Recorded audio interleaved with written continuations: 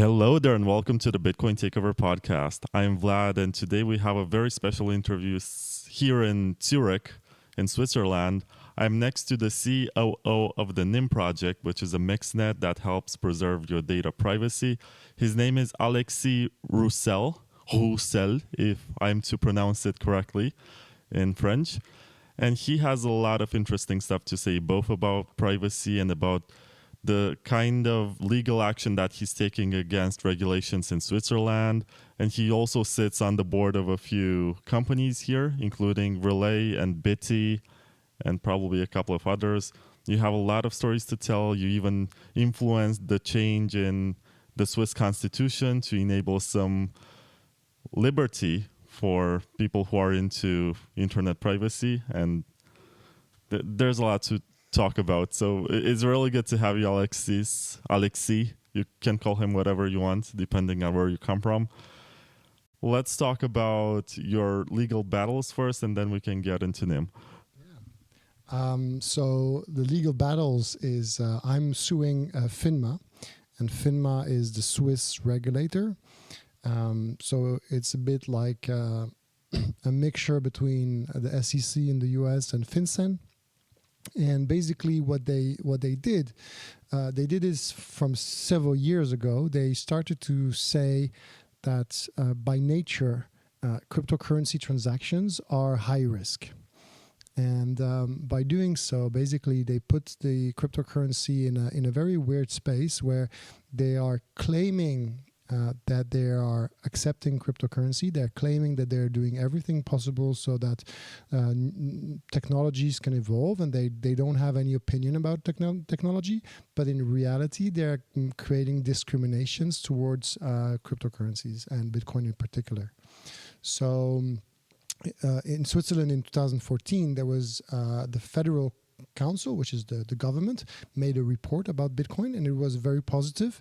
It was basically saying Bitcoin is an asset, it has value, and just apply the law to whatever things you're doing with it, right? So if you're buying stuff, pay the VAT, or if you are doing financial services, well, just follow the financial services regulation, which was very sensible. But then Finma came and say, no, well, actually, it's always high risk, and then they always apply the very strict rules. And so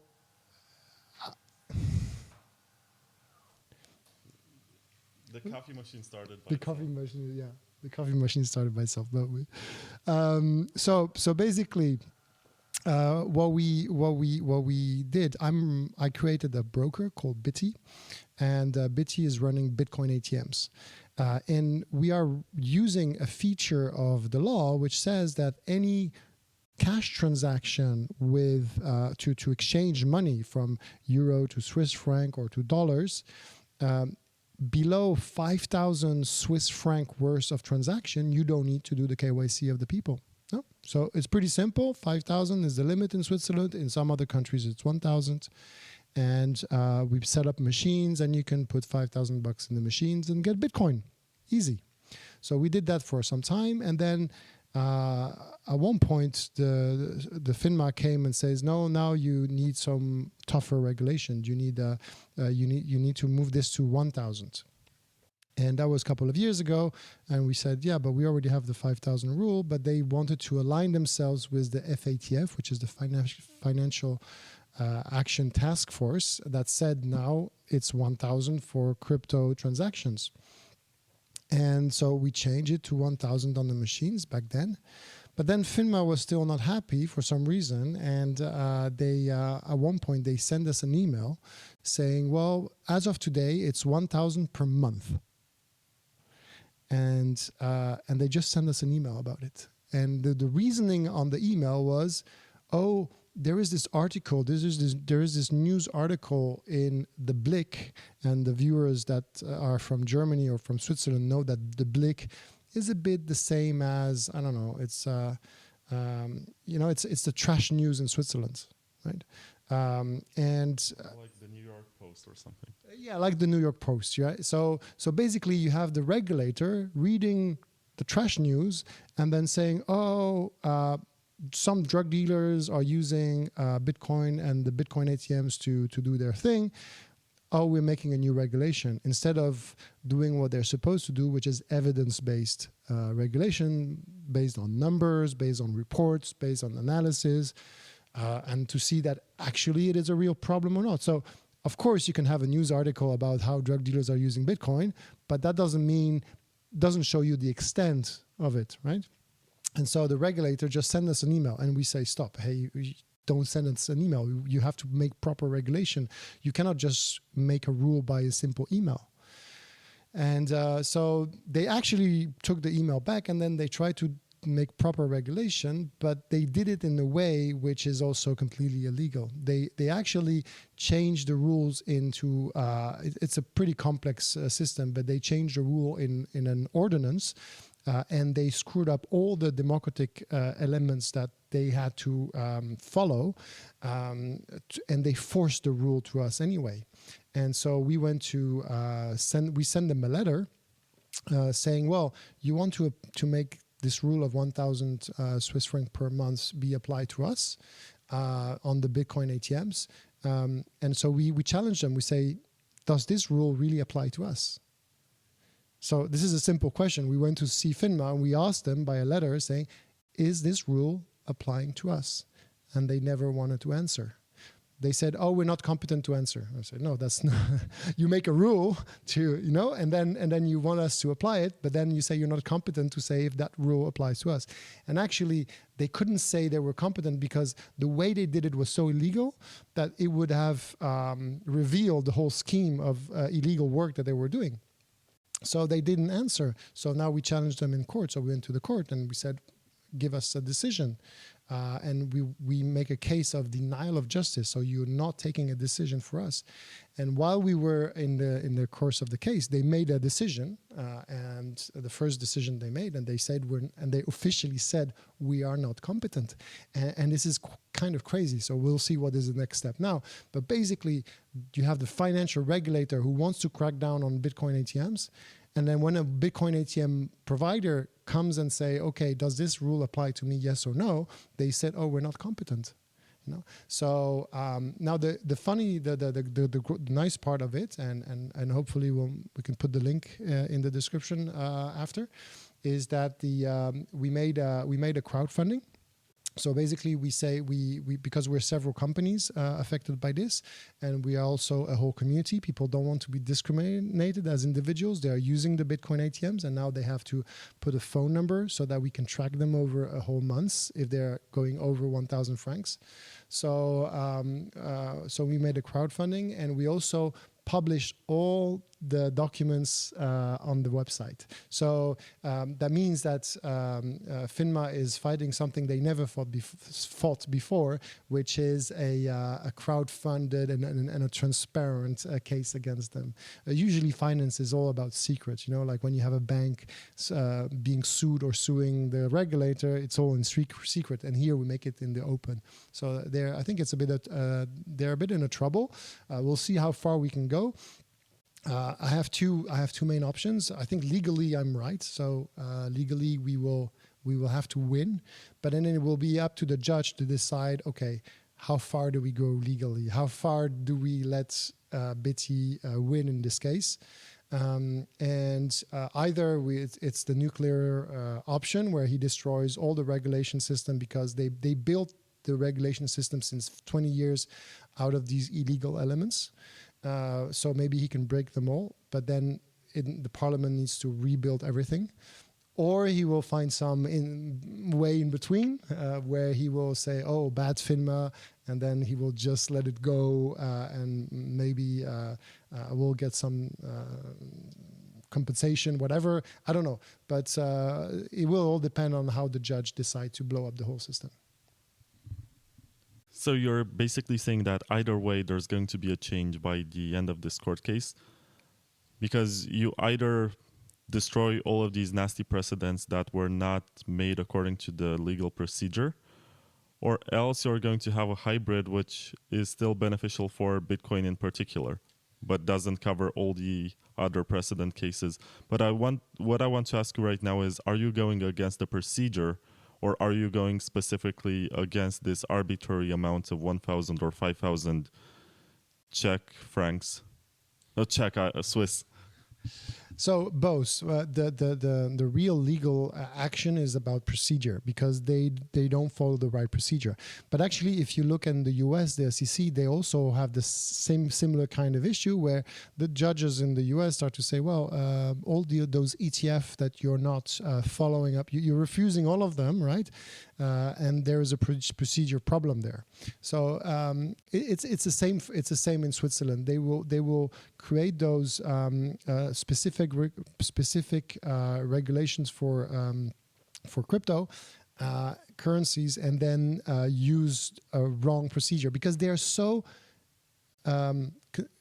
convinced by themselves that they are doing the right thing, that we are so small. Until now, we were not reacting. We were never going to court. Now it starts to change. They thought it was okay. It was, there is a consensus that only criminals are using Bitcoin because the newspapers talk only about this. They don't read our blogs or our news papers, right? They use the mainstream. And in the mainstream, what do you see most of the time is Bitcoin is for criminals and Bitcoin is going to destroy the earth. Okay, so this is the mindset where they are. But the reality then catches up at one point because they are giving us some reasons which are legally not sustainable. So we will break it's on the procedural side. Yes, it's on the procedural side, and but it's also putting the regulator in check. What is happening here in Switzerland, which is a bit also specific, because we let the industry grow. In reality, the number of cryptocurrency or blockchain in general industry projects which are regulated is exploding in Switzerland, and the regulatory system in Switzerland has a small twist which is very specific from the rest of the world, is that it doesn't receive any money from the federal government. So the Finma is not paid by the federal government. They receive money from the supervised authority. So like when you're a regulated company, you apply for a license and then you have to pay fees to Finma or to the regulatory spaces. So they have a financial interest in not losing customers in a certain way. So they need to find, they can go against their own customers up to a moment where they are actually killing them, right? And so this is the thing with Bitcoin, specifically on the exchange, on the broker side, is that now we are at the moment where this rule is so rude that it actually endangers some people, and also it removes the whole anonymity. So the final twist that happened is that in one of the things illegally that they did, they came up with a financial principle which didn't exist in Switzerland before. They invented, in order to better discriminate it, they invented the notion of anonymous payment method. So basically, what this story allowed us to do is that we were pushing them in the corner. They were trying to remove a non-KYC transaction. They're trying to do this. And we were pushing them back saying, no, you have no ground to say this. And at one point they said, yeah, but in reality, we want to avoid anonymous payment methods. And now it's kind of like clear that this is what they want. They want to have zero anonymity online, and the war is open. And they said it, but they said it in a so illegal way that, I think at one point there should be consequences for even the people who were making these kind of rules behind. Just for the record, when I said Czech francs, I was actually thinking of CHF, which is the abbreviation for the currency. And of course, CH is for Switzerland, not Czech Republic. I messed up, sorry. But what I wanted to remark based on your statement is that the Swiss regulators seem to be very misguided about Bitcoin. They take advice from a tabloid news article and then they don't understand it when they regulate it and they double down on their decision. It almost feels like they're using arguments from press, not the best kind of press. And it seems like they need my magazine, which is Breaking FUD, which is exactly about this.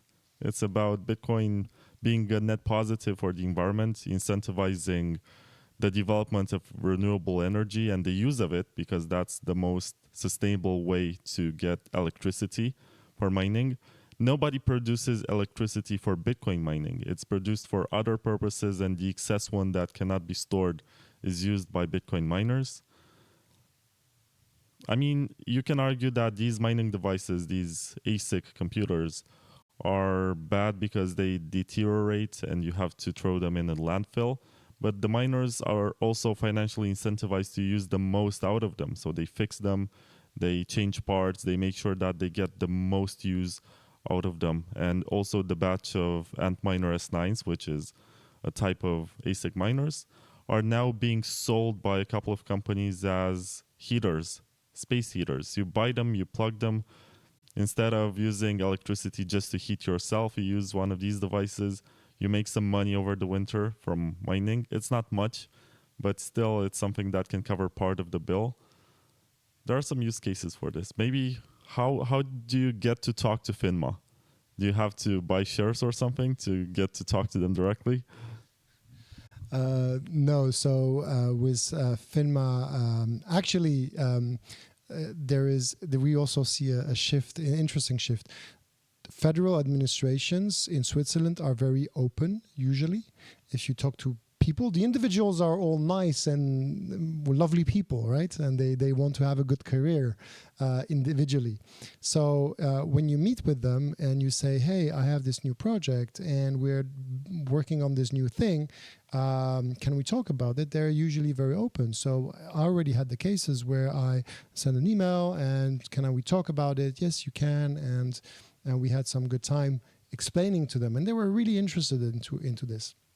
But there's a small shift that happened recently that was reported to me by several people, is that now if you are meeting someone from Finma and you say, hey, let's have a discussion on this, they're again very happy, very friendly. Yes, of course, let me take your contact.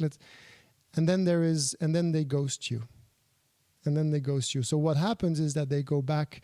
They have this like genuine always openness. Then they go back to the office, and then they push this request inside. And for some reason, because it's crypto, is becoming too complicated, and it goes shut down. It's being shut down. So they're kind of like putting themselves in the corner by themselves. And what is really interesting, because they don't have only Bitcoin as a problem, they have other problems. They have, for example, the UBS Credit Suisse story, which was much bigger, of course, than Bitcoin for Switzerland. They spend a lot of time there. They have other problems with banks all the time.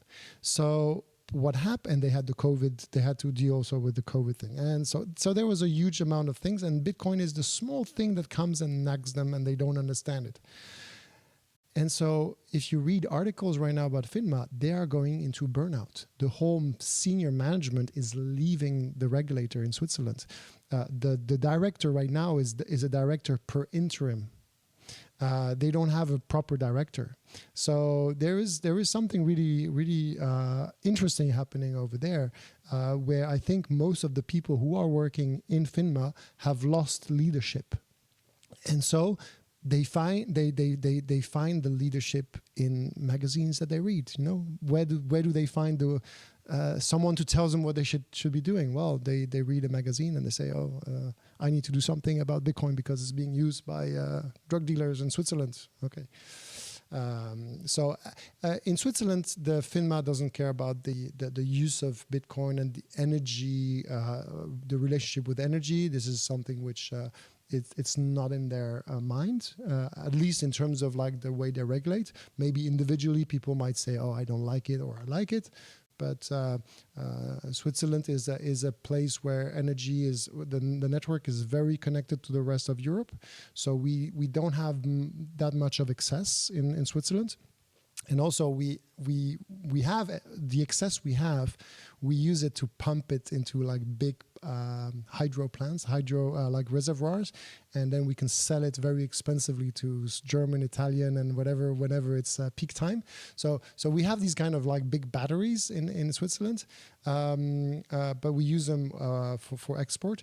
But one thing which is happening now is that people have been investing so much into solar panel that some region in Switzerland are facing overproduction, because people just been putting so much solar panel and some other energies, and the cables now are not big enough to transport this energy. So you have like some pockets of like very overcapacity that are appearing, and maybe there is a case for Bitcoin there. But right now there's very little Bitcoin mining here in Switzerland. Wasabi Wallet is unfairly private. It's the most advanced, most used Bitcoin privacy wallet, with 500,000 downloads across Windows, macOS and Linux, as well as thousands of fresh and new Bitcoins get mixed every month. Wasabi makes use of the new generation Wabi-Sabi engine to create mega conjoins, thus mixing your Bitcoins with those of hundreds of other users. For amounts lower than 0.01 BTC and remixes, you pay no coordination fee. If you don't use the conjoins, Wasabi Wallet has a native Tor integration and downloads block filters to help you keep your network level and public key privacy. Download Wasabi Wallet for free today at wasabiwallet.io and experience the future of Bitcoin privacy. Future of Bitcoin privacy. Future of Bitcoin. Future of Bitcoin. Future of Bitcoin. Future of Bitcoin privacy. I was going to ask you, once you win the case, and I'm not saying if you win the case, I'm saying once you win the case against Finma, do you think this is going to have any consequences over regulations in Europe and make them more relaxed? Or is this just a very small scale victory that's not going to affect Europe or the United States? So I don't think it's going to affect directly the rest, because it's too small, and also it's on a very tiny subject, and a very tiny market. But what it will do, and I think that already started, it will show to other countries or other region that going against the regulator for like misbehavior, for denial of justice and arbitrary decision is actually something you can do, and hopefully some other people will be okay to do the same thing in other places, right? We shouldn't be afraid as a community, if we are being discriminated against, to fight for our rights, basically. So in that sense, I think I already received some comments from people I've been included into groups of European lawmakers, who are not lawmakers, but lawyers who are trying to file complaints in Europe, and they're watching what I'm doing, which is good. So if I can be an example, at least that's a good part. Speaking of examples, you have a degree in law, and that's your main training. And you got into Bitcoin. How would you advise lawyers who are also interested in Bitcoin to get started? What is a good way for them to get involved and really make a change? That's an interesting question that I don't have often. Basically, the most critical thing is that, well, I would put two part of the answer as for lawyers who are listening to. First, you need to understand really how technically Bitcoin is working, how the transactions are being crafted, signed, broadcasted, how they propagate in the network. All these things, they are very technical, but they give you an indication of how the system is working and how the social interaction between all the actors of the Bitcoin network and the Bitcoin ecosystem is working. And then I would advise them also to learn how account-based system is working, because you have here two different type of system between transaction-based system and account-based systems, and see the power of transaction-based system versus account-based system, and from there, always. So that's the first advice, knowing how it works. And the second is trying to work with analogies, because this is the most difficult. A lot of lawyers and a lot of lawmakers in Europe and in the US have this fantasy. I call it a fantasy that whenever something new is coming, you need a new law or a new way to think about it. It's a total fantasy because we have very complex legal systems already in place, and in reality, they can apprehend most of the new things which are happening. They can apprehend it. And when you look at Bitcoin, for example, because Bitcoin is an open network of financial transactions, you can come back to a model. You come back to cash. So when you're thinking of making regulation or laws or advising clients about Bitcoin, you think you could make analogies of how was it when we were dealing with cash in companies. So for example, having Bitcoin on your balance sheet should be dealt with the same way as you deal with a cash box, with a cash box. And if you think of like 150 years ago, how was a company run? It was at one point you had the entrepreneur, the boss, right? And he had an office, and in his office he had a safe, and in the safe there was the money, right? Cash. And then he had an accountant, and every week or every month the people will come into the office, and he will write. Before the checks exist, he would just give them money for the pay, right, from the bank, and he was in control of the keys of the company. And I think we can go back to these kind of basics. So there's a lot of rules and laws and practice that exist already for Bitcoin, but we don't need to invent new one. We just need to go back to them and enhance them in a digital way. Of course, holding a key for a safe is not the same as holding a key for a multi-sig wallet. You have other kind of culture elements around, or you build up security in a different way. But fundamentally, it's the same, right? So this is what I would say. I would say get to know really how Bitcoin works, and get to work by analogies and not try to think that you always need new law for this, because it's not the case.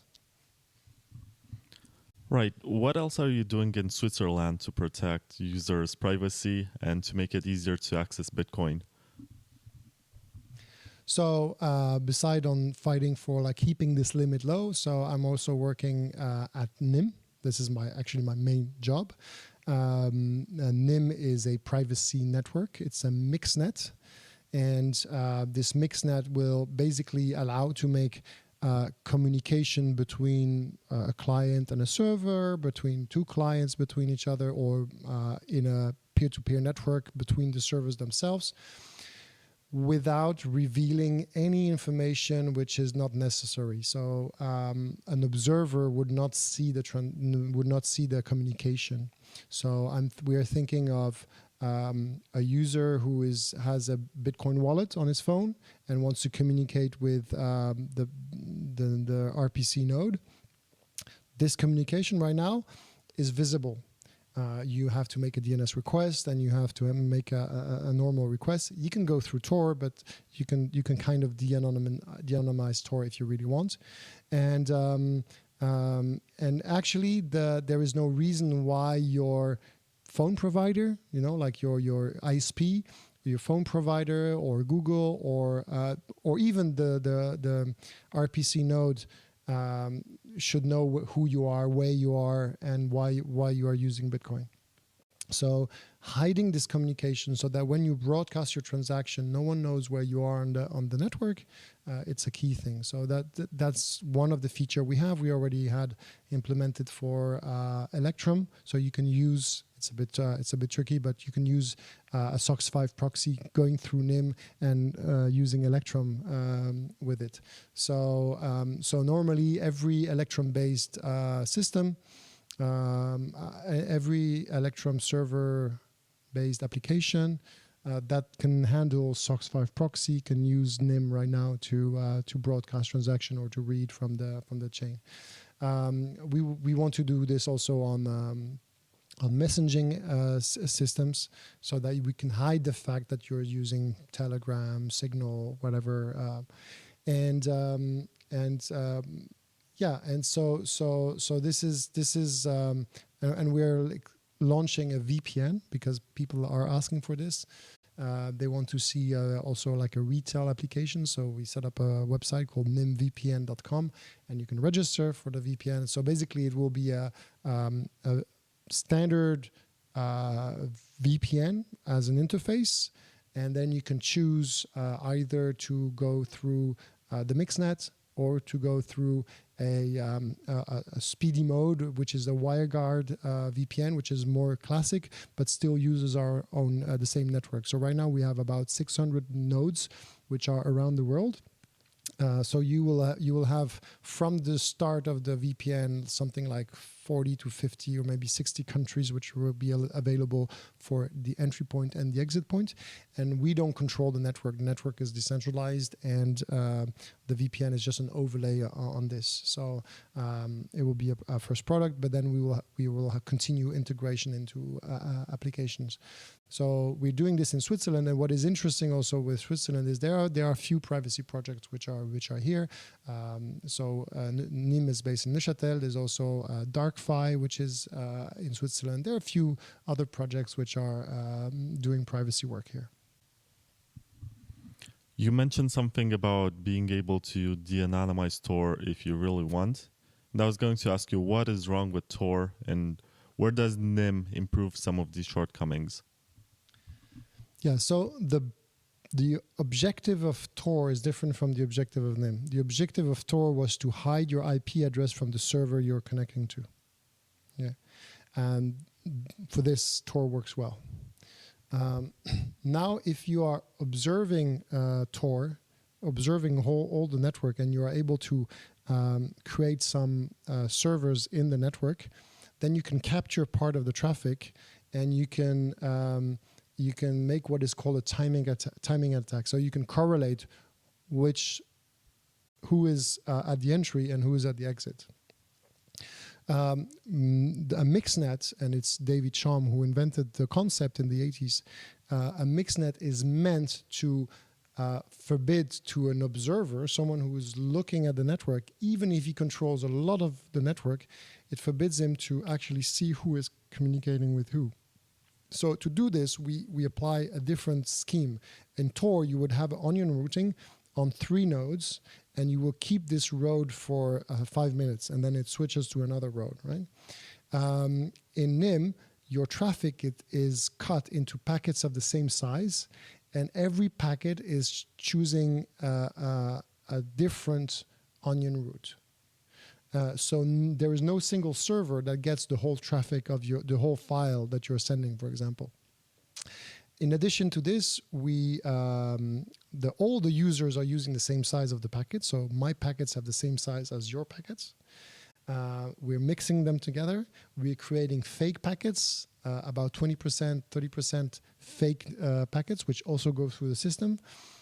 And each packet is delayed by the servers in the meantime. They have to respect the small delay, which is also variable. So it's each packet, and at each onion layer, the packets gets delayed, which means that the packets, when they arrive at the on the other side, they don't come in the same order. They've been shuffled like a deck of cards.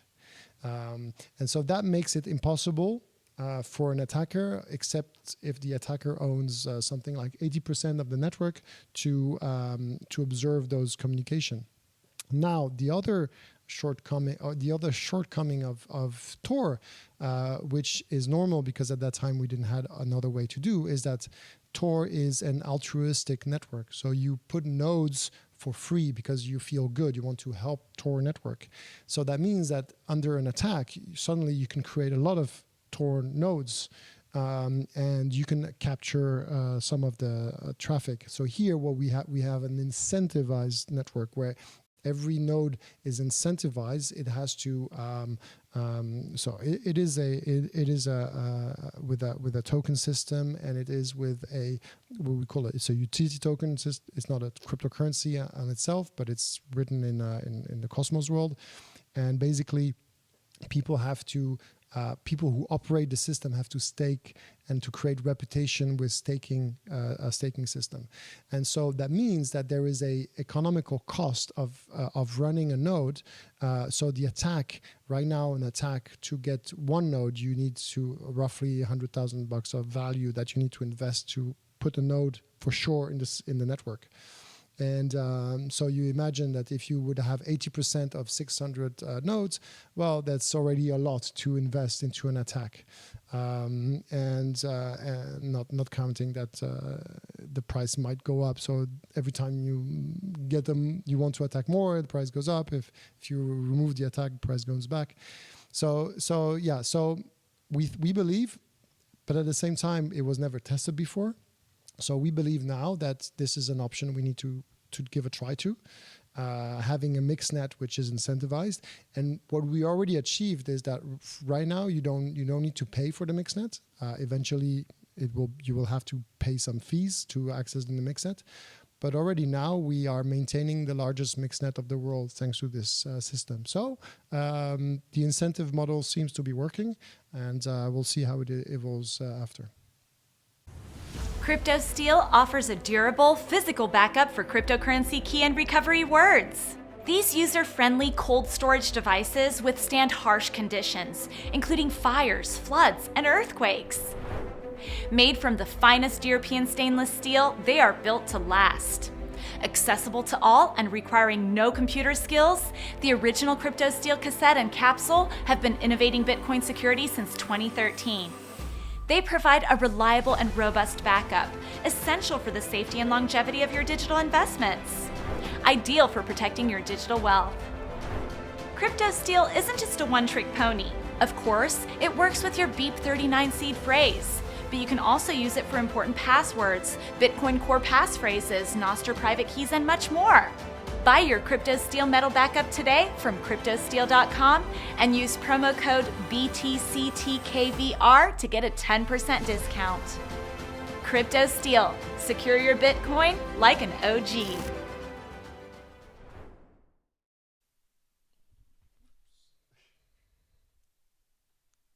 Right, so why should I, as a user, care so much about a mixnet and not just use Tor? Because both of these systems somewhat delay the transmission of data. Mixnets are supposedly lesser efficient in terms of speed. As far as I know, when you use Tor, you have this entry node, and then you have 3 steps through which you get the routing. And these are the relay nodes or the routing nodes. And then you have an exit node, which is the one that has the most amount of information. As far as I know, it's also illegal to run an exit node for Tor, and it's mostly three-letter agencies that run those. With NIM, how is any of this different? So in most countries, it's not illegal to run an exit node. In Switzerland, it's clearly not. Often what we see is that when you look at the legit exit nodes of Tor, they're running sometimes in universities. There's a bunch of institutions that run them. They run them because they need them or because they want to. And what we see, for example, when in Switzerland we have cases about police watching and seeing some, or being reported, they are being reported that some traffic, weird traffic is coming out from someplace, and they go and see it. And if they see it's an exit node and they see that it's a IT guy in his basement or a company, whatever, they just let it go. I mean, they understand what an exit node is, and running an exit node by itself is not illegal. So if there's bad traffic, they would just let it go there. So it will really depend on the countries. In some countries, exit nodes are forbidden, in some other no, and in some other there will be some kind of like agreement that if you know what you're doing, it's okay somehow. So why is it important? So first, I hope to see that people won't. A mixnet is a very complex system to understand. We don't want people. We don't need people to understand that. We shouldn't rely on this. It's like HTTPS in the internet. At the beginning, everything was HTTP. There was no encryption. And then at one point, encryption and point-to-point encryption was a thing. And what happened is that it's not the users who embraced encryption, not even the website owners. It's at one point the big infrastructure players and also the browsers who said, well, from now on we have so much problem with HTTP, let's just like force HTTPS. And now everyone is benefiting from HTTPS. It was pushed by the network. It was considered as a network upgrade. And I think we can come to the same kind of thing where we don't need people to like proactively go look for using a mixnet. But what will happen is that the application providers, for example, will have an incentive to use NIM. Why? Just because right now, even if you are using HTTPS, that doesn't change. When you have a communication with your client or between servers, you're collecting so much metadata on the side that you don't need, and maybe you don't want to. And actually now with legislation and with like GDPR in Europe or others, you are forced to manage this extra data that you have. So there you have two options. First, you go down the route of surveillance capitalism, which is what a lot of people want to do, is you actually pivot your business model into making value out of this data. You're having one service, you're getting so much traffic from this service that you're actually pivoting and using this data to profile people, profile users, profile behaviors, and get even more money because you're selling this to advertisers. That's one way. But actually, this is a cost. It might be, if you don't do it well, it might be a costly way. So there's another way, which is say, well, actually, make your service, whatever service you are good at, but provided through a mixnet, then you remove completely all this data that you don't need. And you have, and basically then you have much less cost in terms of compliance. If what you receive is exactly what you need for your service and you give it back and you are paid in crypto, then you have no information at all from your client besides what you actually need. So it might be beneficial, and you can also hide from your competition. A lot of competition are doing business intelligence, and they're looking at how the other companies behave, and they're collecting data on you. So it's a way to help. What I see is that if you put real private communication between people, the value of this communication stays between the people. So if I give you, if we take an example, how much does Uber value the fact that they are putting people together into communication? It is 30%. So they capture 30% of the transaction fees, of the whole transaction value. I mean, sorry, if you're paying $100, they will get $30 of the amount that you are paying, because they think that putting you in connection is such valuable, and they get even more with the data. So imagine now that you build an Airbnb or you build a Uber type or whatever type of like networks, a business network where people are paying each other and providing service to each other, where all the transactions are really, really, really private and all the communication are really, really private. All the value stays between the participants of the network, and this is what makes us stronger as a community.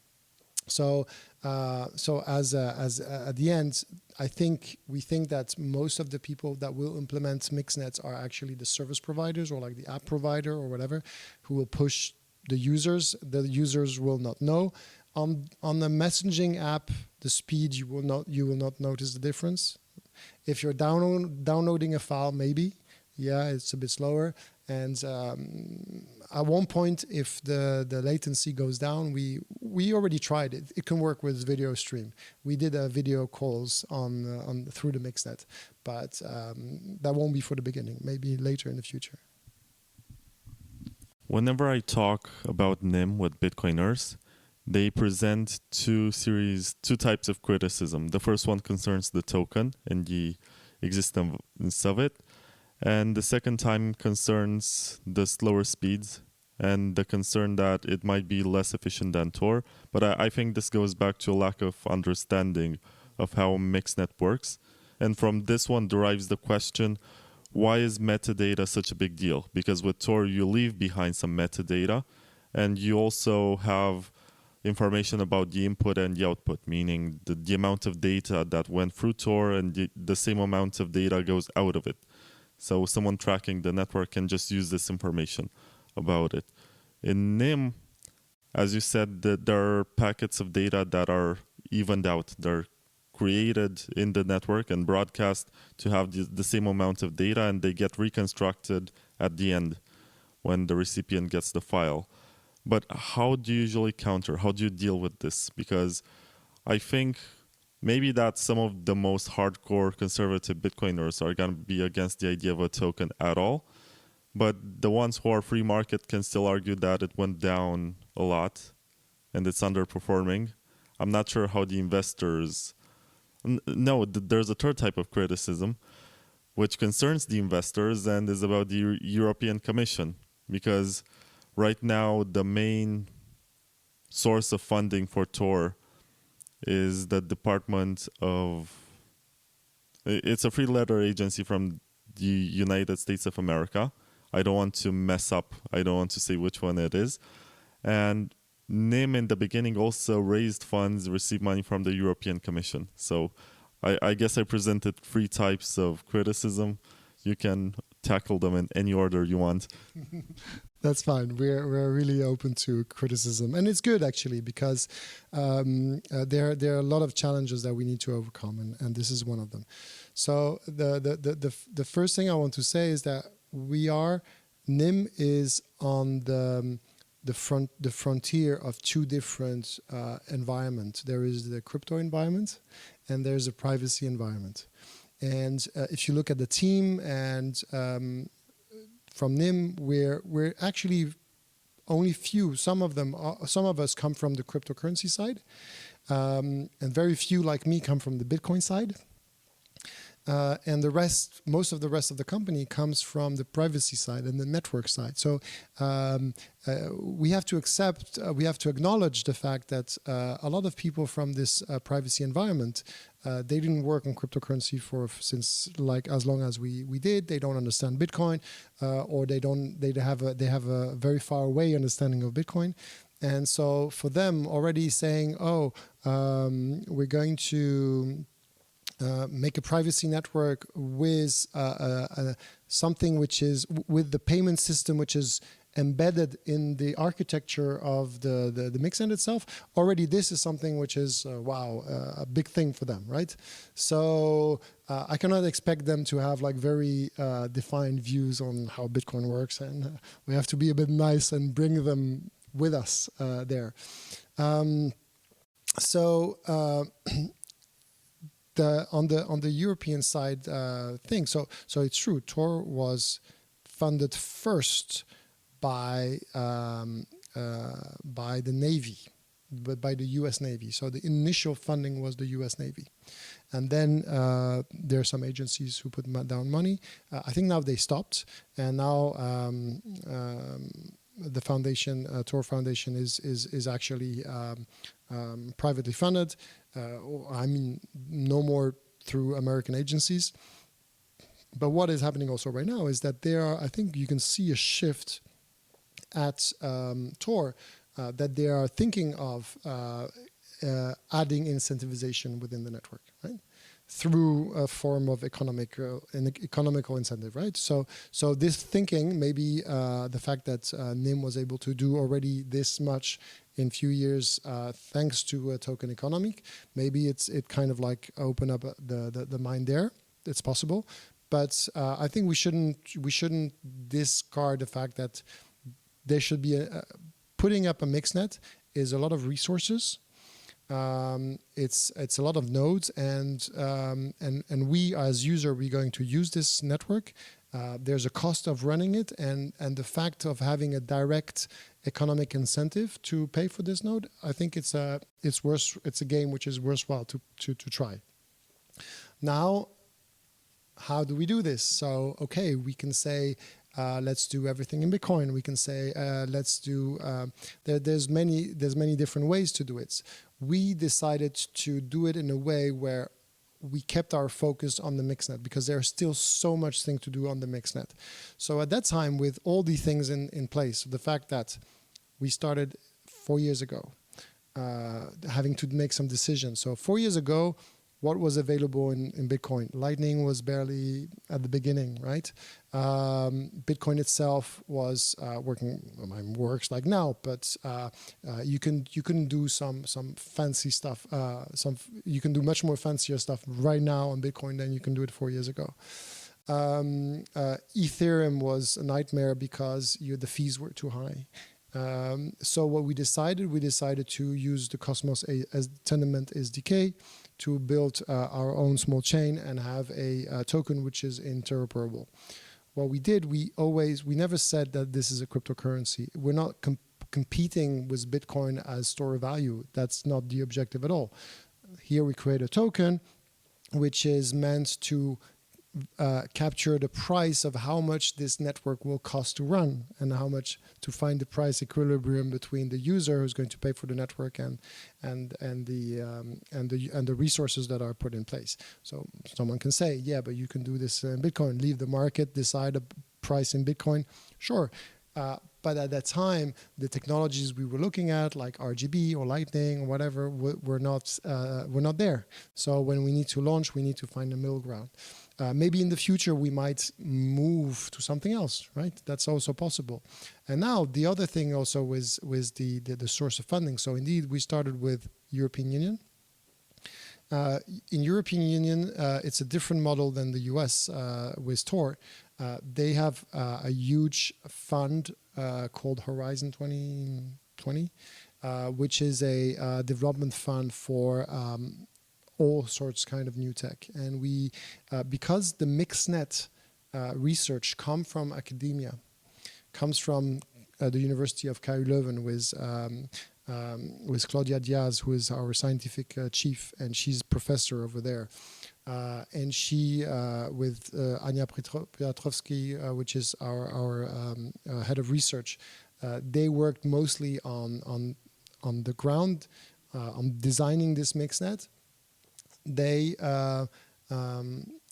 There's a natural connection with funding from the EU. So at the beginning, we were not the team was not thinking about economical incentives. So we had to find ways of funding, which was research based. So this is where the funding come from. They were funding the research.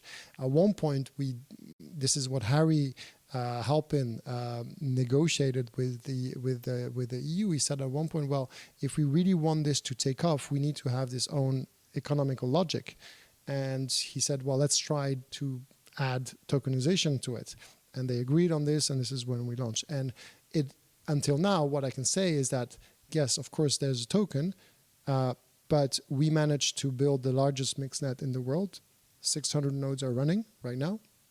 And we are able to finance open source code. So all what we're doing right now, all the development that we're doing is based on this, and it's not lost, right? So we right now also we are using open source licenses, so everything is available and will stay available for the rest of time.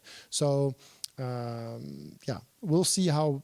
Now we're going to move into the operational side when people will need to start to pay for the mixnet, and we'll see how we can sustain this. But what we are planning to do, and I can tell you this is very clear, is that we are never going to ask, at least on the interfaces that we are going to build, we're not going to force people to use the token.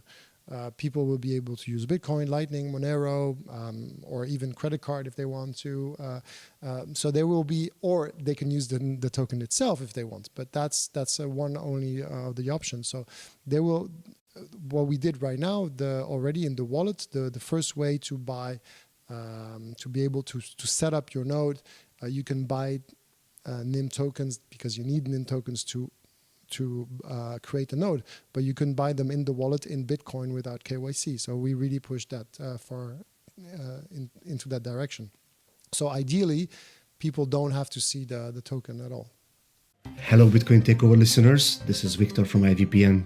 We could have produced the flashy ad with lofty claims, but we like the straightforward approach, so I'll just stick to the basics here.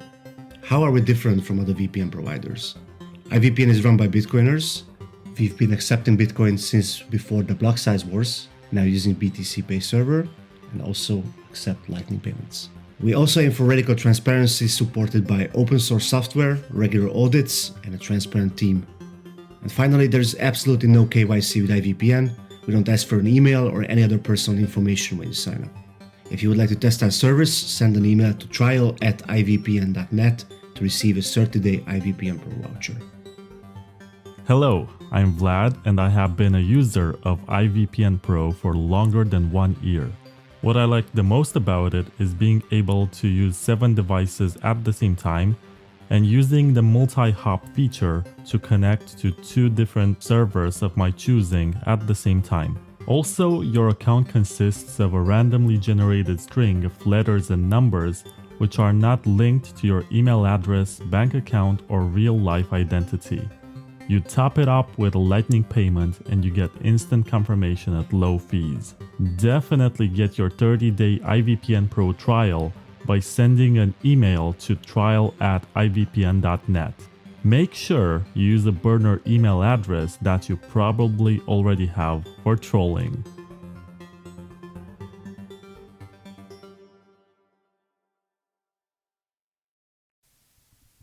Yeah, that's definitely interesting because I think when I interviewed Harry, and that was a couple of years ago, the plan was to use the token as the currency that's used to buy your time on the mixnet. At least that's what I remember. But now you tell me that you're also going to enable Bitcoin and Lightning payments. Yes. So it's not going to be native, right? It's going to be an abstraction layer that we are going to build for, right? So that people who want to use, for example, the VPN will have an exchange system from Bitcoin to NIM that can the swap that you can abstract away, right? And also what we do is we have a approach to decentralization, which is a step-by-step approach. So the core network is decentralized, but maybe some of the things are not. So at the beginning, the swap between NIM and Bitcoin is not decentralized, but it's market-based. So there are few. There are right now there's one provider, but there can be fewer providers, which are not our company. And so on, we move on like this. So, but the idea is, I'm pretty myself. I'm come from the Bitcoin world. Bitcoin as a with the proof of work and as a store of value. But at the same time, I'm very open to all the benefit it creates. The openness of like the everything we can do with the token economy is actually really interesting, as long as you don't want to compete with Bitcoin itself. But there's a bunch of things we can do with that. So and I think creating abstraction for the user so that he doesn't see the complexity, he can still use just with Bitcoin and use the network. I think that will be beneficial. Yeah. You mentioned something about a VPN for which you launched a sign-up process. You register with your email and you become part of the waitlist. What is the best way to use the mixnet today? And I mean the NIM mixnet, not another one, because I guess there have been some other implementations. If someone listening to this wants to test out the mixnet, what is the easiest and the fastest way to get onboarded? Okay, so right now, before the VPN itself, indeed, so you can connect to the VPN on nimvpn.com. The fastest way right now is to use a small software which is called NIM Connect. It's a test software, but which is available on our website and on our GitHub. It actually, you can run it on your computer and on your Android phone. And it creates a SOX 5 proxy on your device, and that connects to the internet. that connects through the mixnet and to a certain number of services. So it works with Telegram, with Keybase, with Matrix. These are the messaging platforms. It works with Electrum, Monero Wallet, Blockstream Green Wallet from Blockstream, sorry. And because it works with Electrum, it should be working with all Electrum-based system. I think you said correctly. It's called Blockstream Green right now. It used to be Green Address, and now it's Blockstream Green. But it's really cool because you have both desktop wallets for Bitcoin like Electrum, and you also have mobile ones like Blockstream Green. I was actually thinking I should get the people from Wasabi to also integrate NIM because they use Tor by default, and this can be a cool option for users. Yeah, I think I hope this will happen. We'll have to discuss with them, and they have to be convinced about the tech, which is if it's really actually valuable for them and their community. But I think it is. We can see already that in Bitcoin Core itself, you have Tor, which is integrated in an I2P. So having NIM as an addition is not a stretch. We also worked, so this is more on the Ethereum side, but there is a library called libp2p, and we have now a version which enables NIM, which allows the node operators on the Ethereum side to discuss between them through NIM, so they can broadcast blocks through the NIM network. So that's these kind of like these are the core infrastructure part, which are really interesting indeed. Yeah. What is your best argument against a statement such as, I don't need privacy, I have nothing to hide? Yeah, so this is something really core for me, and I think people have a very bad understanding of what privacy is, but it's not their fault because they were told so. We were told so. What is privacy? Privacy is how people perceive it is just what I'm telling you now, right? We have a conversation. Well, obviously now it's recorded, so it's not really private. But if we were speaking before or after, we would consider that discussion as private. And in reality, when people say, I have nothing to hide, because when they go online and they publish things, they have this understanding of that they're sending a message to someone, and this is private or not. And the message they are sending is not very interesting. They say, why would I have a problem? But what they don't understand, which is counterintuitive, is that the amount of metadata, your digital footprint is so big when you're communicating online, is that basically your privacy doesn't matter anymore. Even whatever you say, thanks to your metadata, we can create a profile, a digital footprint, a profile of you, which is so big, so refined, that we can, through advertisement, through messaging, through even modifying your digital space around you by allowing you to see things or not see things, we're basically changing your ability to understand your own world. So basically, this is not affecting your privacy, it's affecting your autonomy, the way you control your life. So the best case scenario that we have is Cambridge Analytica, where basically they didn't care much about your privacy. In reality, your messages were not that important. What was important was the social graph, where you are in your community, in a physical place, and they were commissioned by political parties to try to influence the feed of people by injecting fake news or real news that would influence you in order for you to change your mind, or at least not going to vote. And so this is the very typical kind of case where privacy doesn't matter, your digital space around you is being changed, and the end result is that an election is changed. So the Brexit was very much influenced by this, and also the Trump election was very much influenced by this. So when people say, "I don't have anything to hide," so I don't care about my privacy, in reality, they don't see the scope of the influence that the digital world has on us. So we have to rephrase all of this through the autonomy, the control that the person has.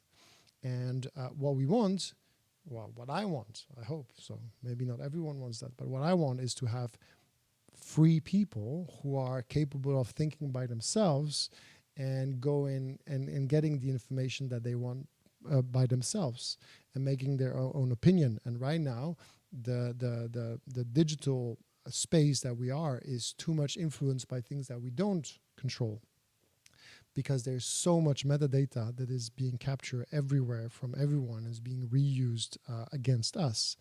So here I did two things. So the one did I wrote a book about it. It's called Our Precious Digital Integrity.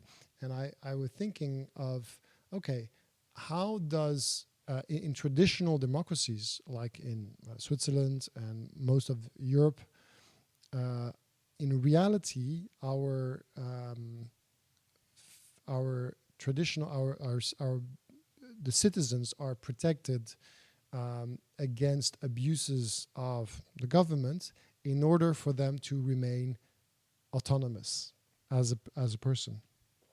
And why did we do this? Because we thought that in like 300 years ago, we thought that if the government is not allowed to harm people, then people will be more free and be more active participants in a society. And in a liberal society where all the individuals can have to freely participate, it's a good thing. Okay, so it doesn't mean that the reality is like this, but it means that the legal construct is meant to be like this. Then how we apply it is something else. But at least the construct is done. So I was thinking, okay, why wouldn't we take the same way we protect the individual's autonomy in the physical space? Why don't we apply this to the digital space? So what I found out is that in the physical space, you have a set of fundamental rights which are put in place. The first one is the right to live. Because how would a government or an institution not give you the right to live? Huh? That would be, in order to be free, first they have to admit that you can live. The second is a right to dignity, which is a very general right. And the third is the right to integrity of yourself. And if you look at the Swiss Constitution, in the Article 10, right to life, or if you look at the human rights, the European Union Charter of Fundamental Rights, there's Article 3, one on the right to life, second on the right to dignity, and third on the right to physical and mental integrity. So you have a right to physical integrity, which means that no one in the government is allowed to harm you physically. And of course, there's always exception. Of course, if you fuck up, the policeman will beat you up, right? But if you, let's say, walk into the city hall to vote, no one will hit you at the entrance of the city hall. Well, in some cases it might happen, but if it happens, then you can understand that the way you're going to vote is going to be different. Right? If I enter freely into a city hall and I vote, or if I enter in a city hall where just for no reason someone at the entrance is hitting on me and until I... You're not hitting on you. Oh, sorry, yeah, hitting me, not hitting on me. Hitting me until I go vote, obviously my vote will be different, right? That's pretty clear. And so in reality, in the digital space, we can see that it's the same. If the government is mistreating my data, by collecting them, by forcing me to use systems I don't want to use, I can be pushed into a different opinion without me knowing about it. So in order for me to remain as autonomous as possible, I need to have my digital integrity respected. So what is my digital integrity is just all my data around me, right? This data should not be touched by the government. So I wrote a book about it, and it went into the scholar discussion in Switzerland since some years, and then finally in Valais they were redoing their constitution. They were talking about it, and then in Geneva they worked over 2 years roughly on it, and they introduced this in the constitution this year in 2023 on the 18th of June. It went for a vote. There was no campaign. There was no public discussion about it. It just came into the vote, and it collected 94% yes vote. So in Geneva, 94% of the people say, yes, we want to have our digital integrity protected. And this right includes a lot of sub-rights. And this is where it gets really, really cool. Because if you just say, well, I have my digital integrity protected, what does it change? It doesn't change nothing on day one, right?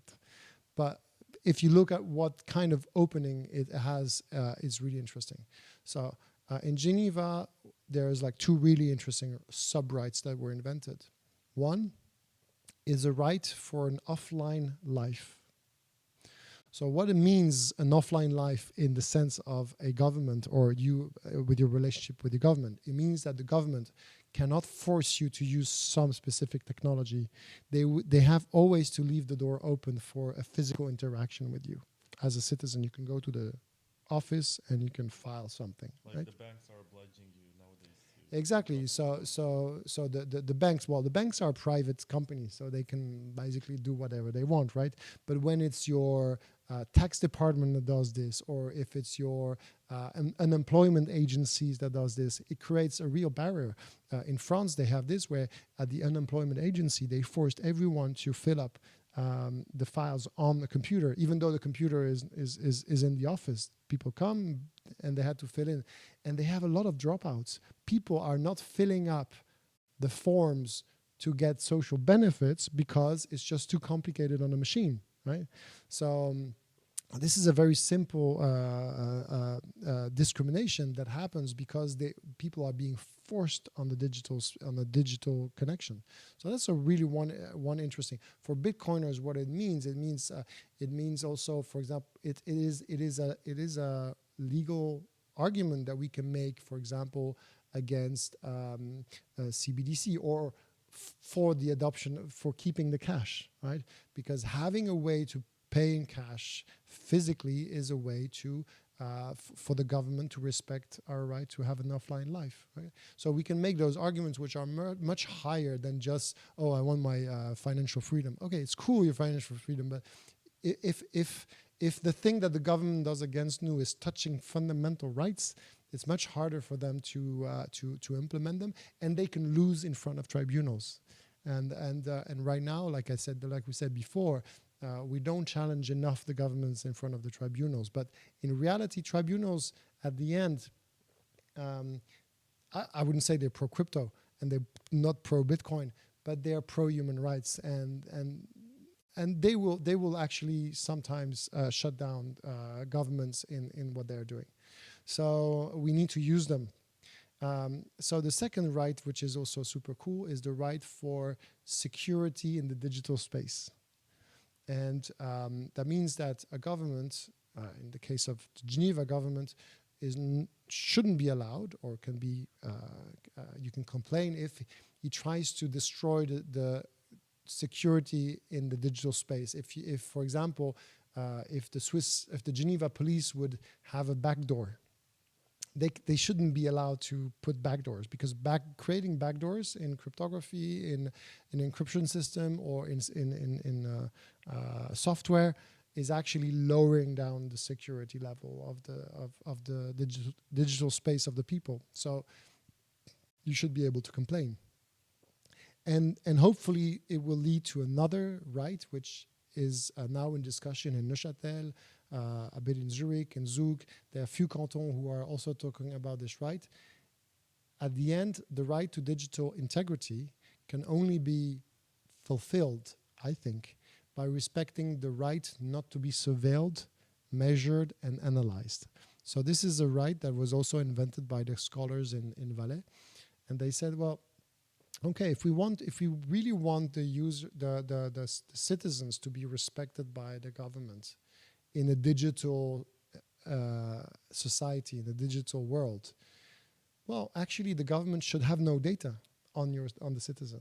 Should not have a way to surveil, should not have a way to analyze or to measure the individuals. And every time you're providing a service, which is schools, healthcare, whatever, you need to just have the minimum data that you need to serve that purpose. And right now it's the opposite that we have. Right now we have a complicit work between the private sector and the public sector. Together they form what is called surveillance capitalism, and they feed on your data, and they, even without knowing it, right? The Swiss army just bought a license for Microsoft Teams in order to communicate between the soldiers and the officers, and just set aside the sovereignty issues, whatever. Basically, what they're forcing all the people who are going to be military to have a profile in Microsoft Teams, and Microsoft will suck this data. And they promise data will stay in Switzerland, blah, blah, blah, blah. Here, there is a lot of contracts around that kind of secures people, but the reality is that this data will be fed into algorithm and will be used to surveil and control better. So the role of the state is not to participate in this, right? And so we had a success in Geneva, and now this discussion is happening throughout Switzerland, and it will happen also throughout Europe. I'm pushing this slowly in France and in Brussels and so on. So, but then coming back on the financial side, it's really interesting because you realize, well, this is my realization, is that if we want to have a free digital society, a bit similar to how we thought our free traditional society was, then we have to make sure people are, digital integrity is respected. And the only way to get that to have it happen is to have a right to not to be surveilled, which is basically a right to anonymity. And so this is where a very interesting realization that I had a couple of years ago is that both technically and legally, and this is where NIM and my work before comes together, if you want to build a true private communication, if you want to be able to behave in a private way, first you need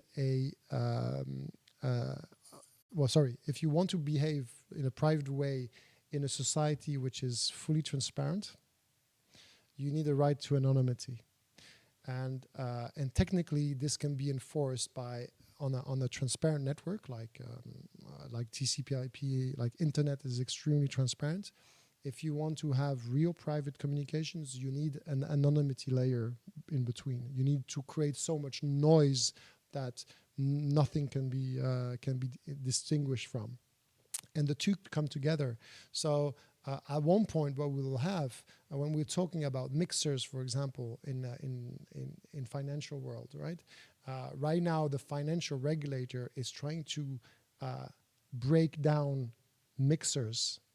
But in reality, a mixer is a fundamental piece of interaction, a fundamental system that we need to preserve our privacy, and at the end we preserve our own autonomy. If we don't have mixer, then we will lose our autonomy, because the people who are aware will try to hide somehow. So you move into a mode where you're always hiding and you're not free if you have to hide all the time. And the people who don't care They will have all their belongings transparently watched, and this data will be used against them by increasing their profiling and getting more ads or more AI stuff sent to their face. And they will not be free, right? So if we want to have a free society, we have to have a hidden society, an anonymous society.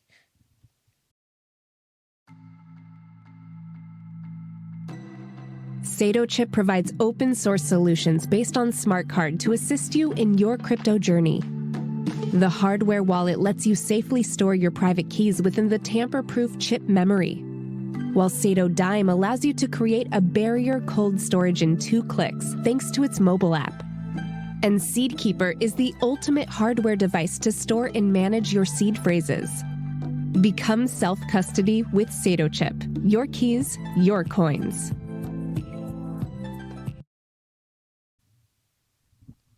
That was a very good, long, and elaborate answer for a question very basic about why you should care about privacy. But I have another one, which is a fallacy on behalf of people who do pretend to care about privacy, but they say it's too late. They say, okay, I already KYC'd with this exchange. I have my data in lots of places. I'm compromised already. Why should I continue to care about privacy? Because all of these companies already have my data.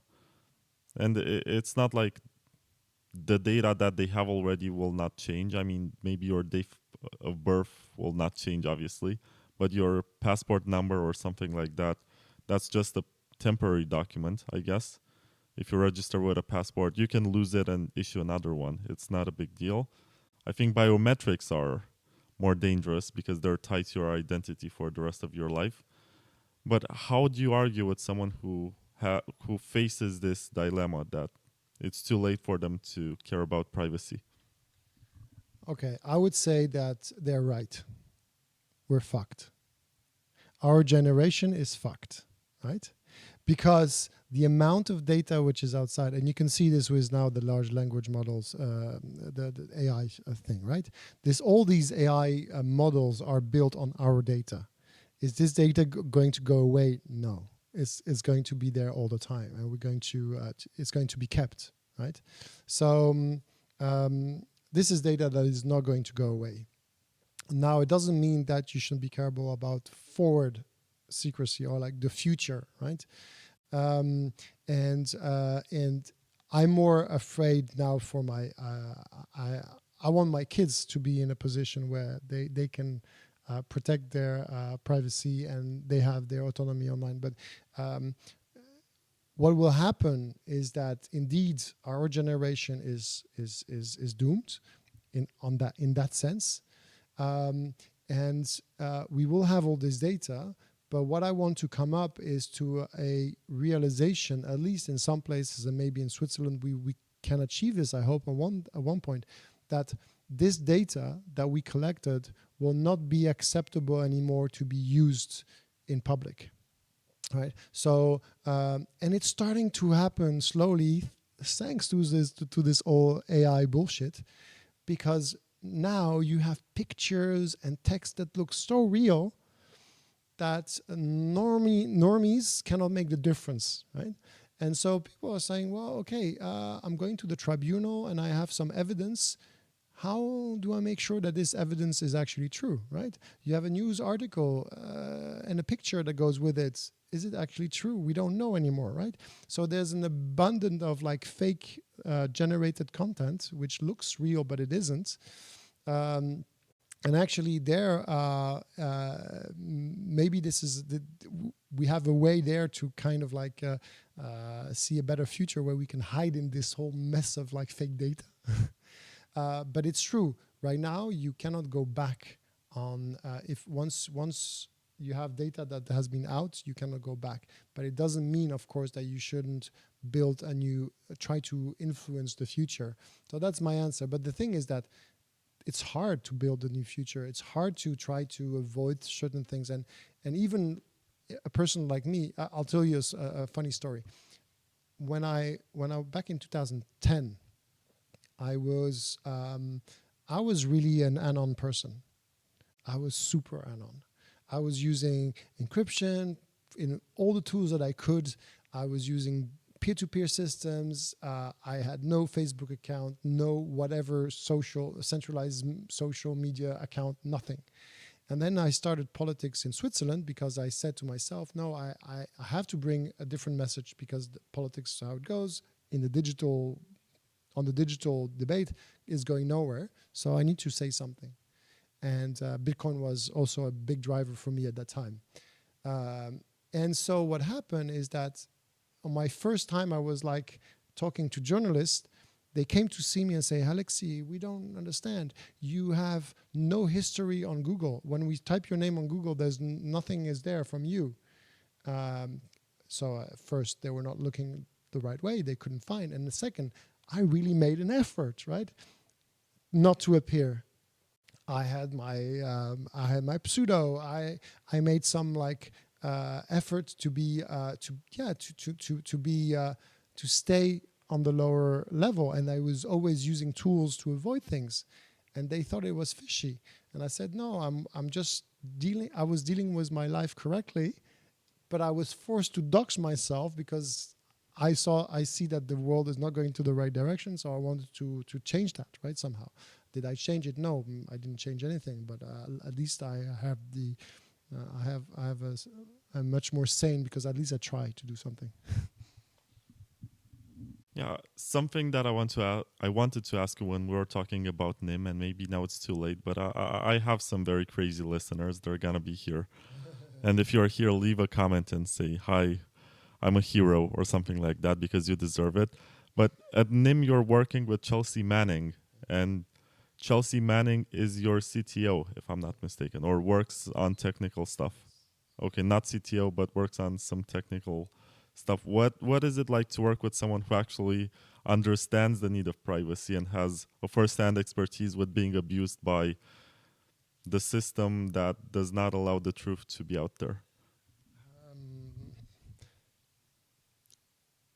So Chelsea is one of our researchers. She's working specifically on the hardware research. So this is a longer research that we do at NIM, because we know that right now NIM is only software based, and at one point the type of algorithm that we are using to encrypt and decrypt the packets is we use a lot of these computation that Tor doesn't use and other system doesn't use, and so they use it, but not as much as we do. So at one point, it will be interesting to have a lot of improvement in the mixnet to actually have dedicated hardware. So we're already. It's not going to happen in next year or next 2 years, but we're thinking of it already now. So now, how is it to work? I think everyone in the team is convinced, right? Is convinced that this is the right path that we need to take, and that we are playing a role. And she did it because she felt she had to do it. She's committed to that. And I think we all committed. So this is what we are getting from her, is like to share her commitment into this, right?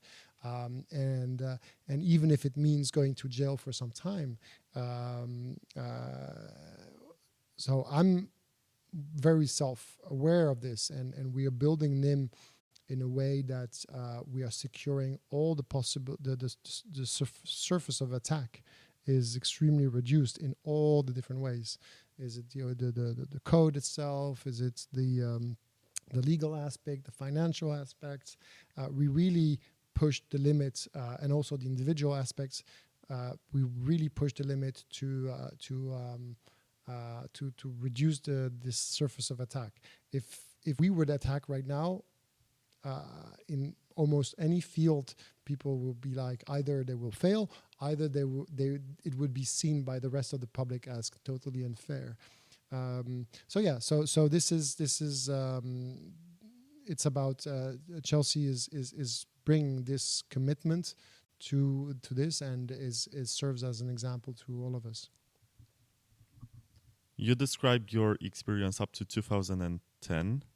where you were anonymous basically on the internet, and you're using all of these tools that are available basically to everyone because they're open source, most of them, lots of cryptography libraries and privacy software to protect yourself from the outside world. But basically what I want to ask you right now is, why is it that privacy tends to be the worst user experience? It tends to require a certain degree of technicality and understanding of network protocols and how the internet works, basically, to be able to protect yourself. And the easiest way to use the internet is to not have any privacy at all. And do you envision a future where encryption, I mean, we do have TLS and HTTPS and some layers of encryption, but we don't really have good privacy. And do you see a future where we're going to have everything on by default, or a future where you don't have to wait extra time due to the latency because it's being routed through a mixnet or through Tor? That's a very good question. I think there's, in terms of the interface, what is the most difficult is the network discovery. So in reality, why we think that centralized or non-private system are so good is because just have this Facebook experience or this Telegram experience. When you set up Telegram on your phone, suddenly you see all these contacts are already there. And you can talk to all your friends and they're all there. And if you go on Facebook, Facebook will recommend you friends, and these friends you can see are there, your cousins, your close friends, people you don't talk to every day, but suddenly Facebook knows that you are in this circle. So it shows you the right connections. So by being non-private, the network discovery is extremely easy. It's centralized, but it's extremely easy. And what are we? We are social humans. We just want to connect with our peers. This is our innermost nature as a human, as an animal. We want to connect with each other. So those centralized services are just giving that to us. And so when we are thinking about privacy, building social networks in privacy is extremely hard. You have to connect one by one with secure communication and exchange of keys. So that's why the interface is really hard to design. You can do some cool stuff like Signal does, or even Telegram does. They put some icons to see that you're connected to the right person. You can share, but still these are like cumbersome stuff. It's not easy. There's two things that we're going to achieve. I think that will help that to change that. One is on the political side, which basically what I already described is to tell to the government side to say, well, now you have to opt out of surveillance and you have to be pro-privacy, anti-surveillance yourself as a government. That should be part of your genes. And then all the money, all the effort, all the services that government should do should go towards privacy-friendly things. And then once you have all this world being pushed into that will force people, engineers and a lot of developers to design things which are better, right? And then leave the private sector. Private sector is free; they can do whatever they want, but at least that the government doesn't play in that role. Right now, they're all together and they're building on the tools together. That's the one thing. And the second thing for the private sector that we can do is that we can prove, and I think this is a case that we can make. We can prove that an economy based on private networks will make more money, will be more powerful than a business based, which is transparent, an economy which is transparent and based on data captation. And this is what I was saying is like the middleman in the digital economy takes 30% cut today. Uber, Airbnb, Google Pay, Apple Pay, whatever, they all take 30%. Right? So if we can build a economy which is private and that can deliver even good services, the same services with the same interfaces, nice interfaces, actually the user and the people who are building will get more benefit together. And I think we are starting to see that happening. Now there's more and more investment into privacy tech, and that means that the investors have this feeling that there is actually a return that they can get in here. You touched a very sensitive point with investments in privacy.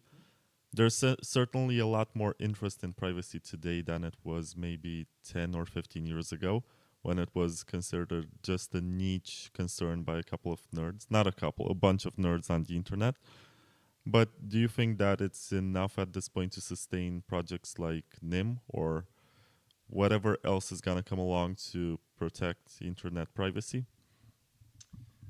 Well, you can say it's never enough. I think right now there is, we see a lot of privacy projects. I mean, there's not just NIM, but there's Signal is also doing a lot of things, and there are many other projects like Zcash, Secret, Monero, Aztec. I mean, there's a bunch of projects which are proper environment like Monero, or and with a very strong community, or are more like company type of investment like NIM and so on, some others. So, I mean, we already have a whole landscape which is pretty wide now, and with a lot of investment, which takes us out from the just a research side. What is important, I think it's important, right? So, is to go out of just the university research part, and in order to go into real adoption mode, we need more than just good research or So, what we also understood, what I understood recently, is that the privacy tools. We have this saying at NIM is privacy loves company. Right?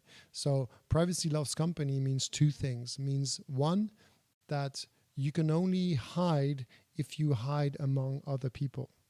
So in a mixnet, your data is safe because there is more data around you. You cannot hide yourself, right? So this is why Monero is good, because you have a certain number of users in Monero. If you send a small transaction in Monero, you're safe. In reality, there was one team that make an analysis. They were able, if someone sent a big amount in Monero, they were somehow able to trace it a bit, right? So if you are a small person within a large group, you can hide.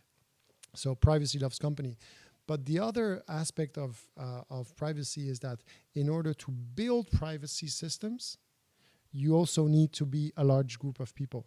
Either a large number of projects or a large mixnet with a lot of providers, because again, privacy can be fooled or can be destroyed as soon as you have one actor who can see the whole network or can control the server.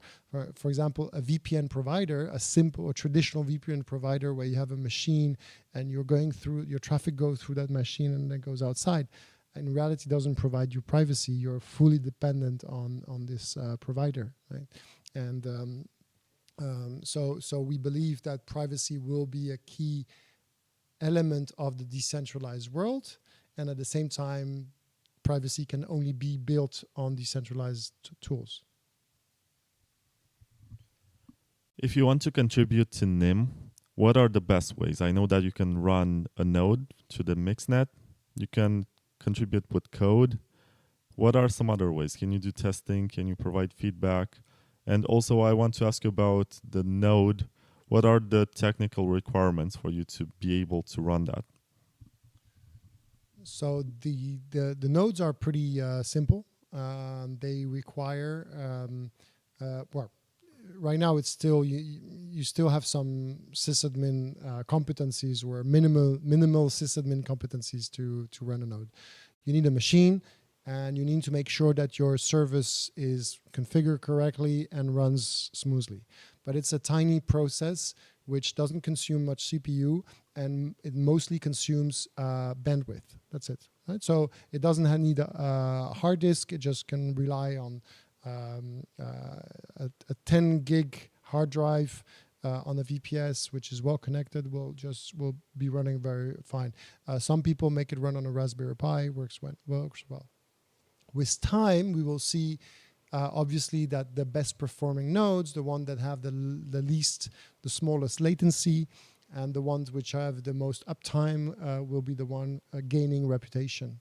So running a node is open, but then the hardest part is not the technical part. The hardest part is gaining reputation. And to gain reputation, you have to attract some stake on your node. And so people are running communities. They are making a bit of advertisement on their node, and they are giving some information which could be interesting. And they're doing side projects. So we have like few groups in the NIM community who are actually actively developing other types of things to kind of like show that they understand what they're doing, and that attracts stake on their node and create reputation. So it's a whole system like this. So now, as someone who starts to learn about NIM, well, first is learning about what the mixnet is. We just had what we call the shipyard. We'll get another one next year. It's kind of small. It's a small, like 6-week online course to learn about privacy and to learn about what can be done on mixnet.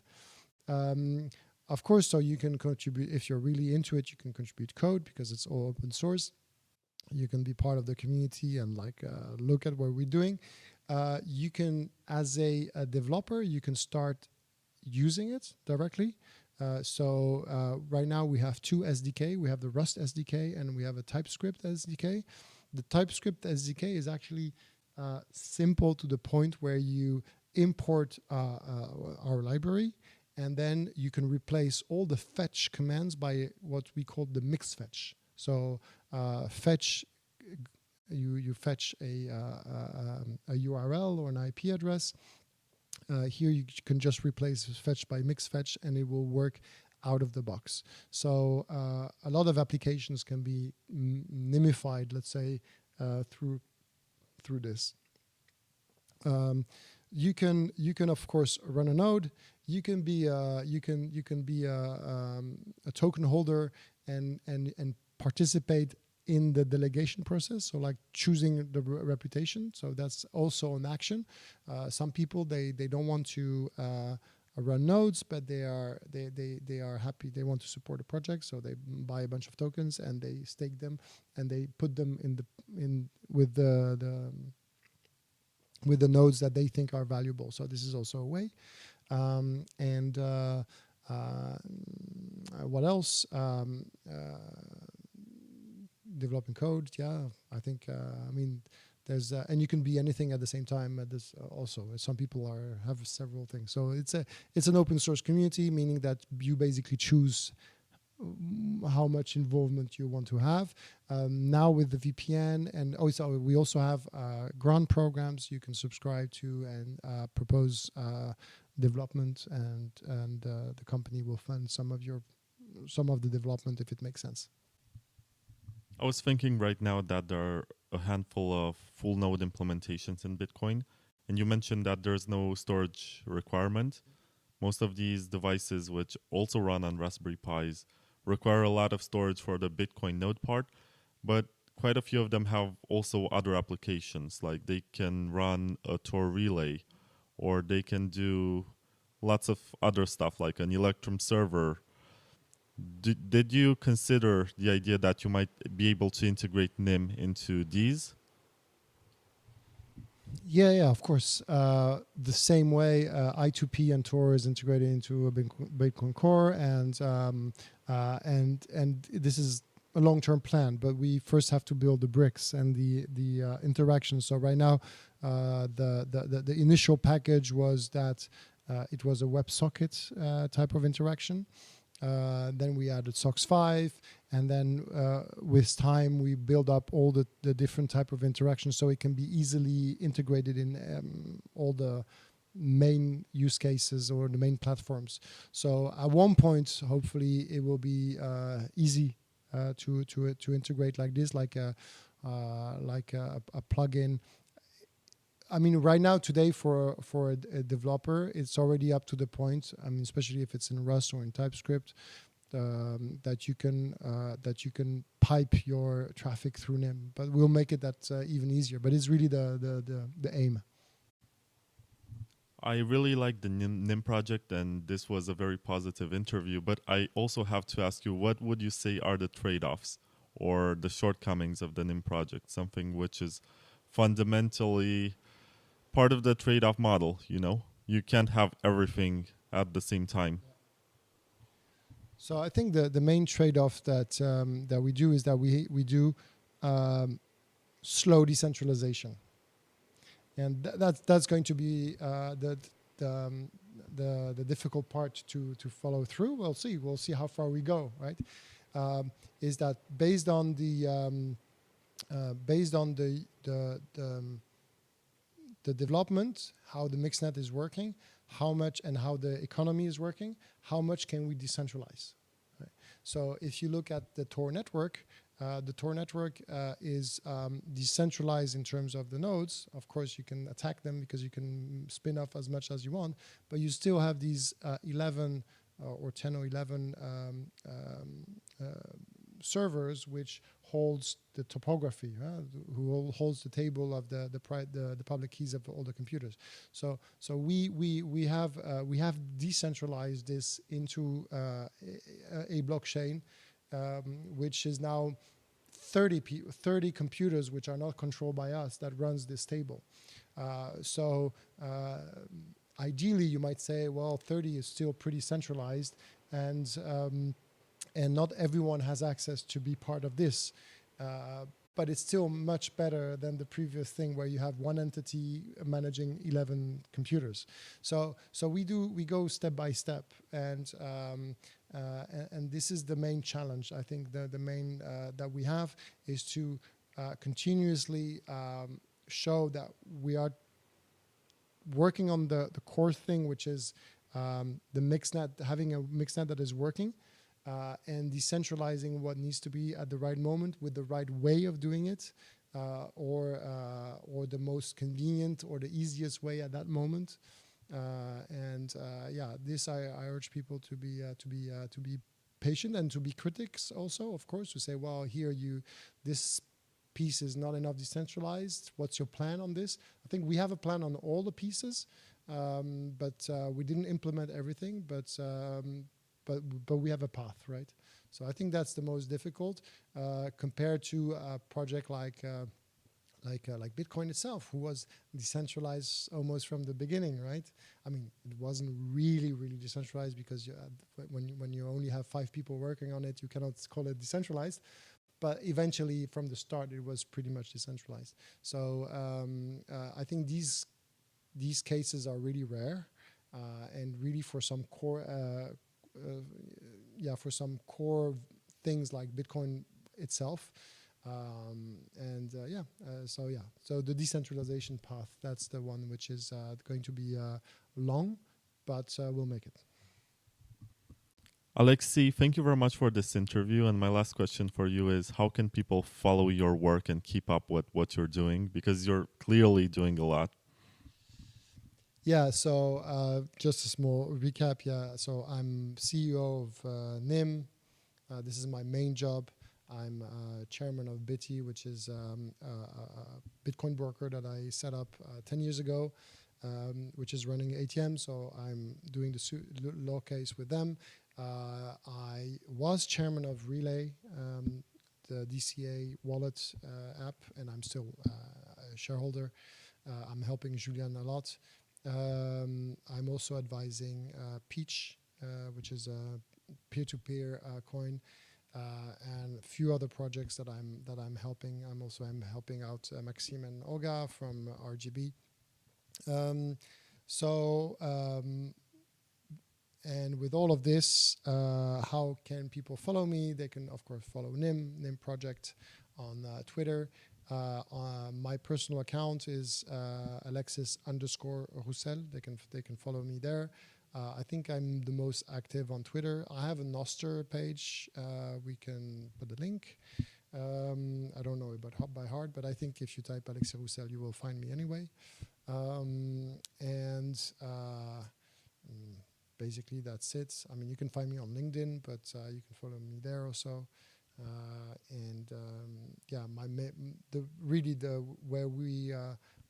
Where the most work now is being done is on the NIM side, because we have this launch of the NIM VPN, and it's the actual, for me, what is interesting is that it's the match between the privacy world where I was coming from. So I came from the privacy world to Bitcoin, which is a bit counterintuitive because Bitcoin is hyper transparent. And then I went to and then now that NIM came to the crypto world, I'm mixing both of them and back privacy and cryptocurrency together. I think I'm at a right spot right now that allows me to do all of this. Thank you very much, and thank you guys for listening.